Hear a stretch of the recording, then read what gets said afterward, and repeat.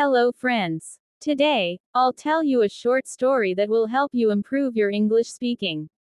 Listen carefully and practice speaking along with me. Story title: The Busy Bee and the Lazy Butterfly. Moral story to practice English speaking. Once upon a time, in a beautiful garden, there was a busy bee named Bella. Bella worked hard every day, collecting nectar from flowers and making honey. In the same garden, there was a lazy butterfly named Benny. Benny loved flying around but never worked. One day, Benny said to Bella, "Why do you work so hard? Enjoy life like me." Bella smiled and replied, "Hard work always pays off. You'll see one day." Soon, winter came, and the flowers disappeared. Bella had enough honey to eat during the cold days. But Benny had no food and felt hungry.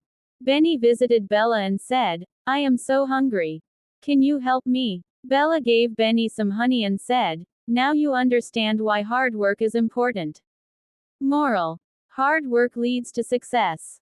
So friends, this story teaches us that hard work leads to success. Repeat after me. Hard work leads to success. Great job.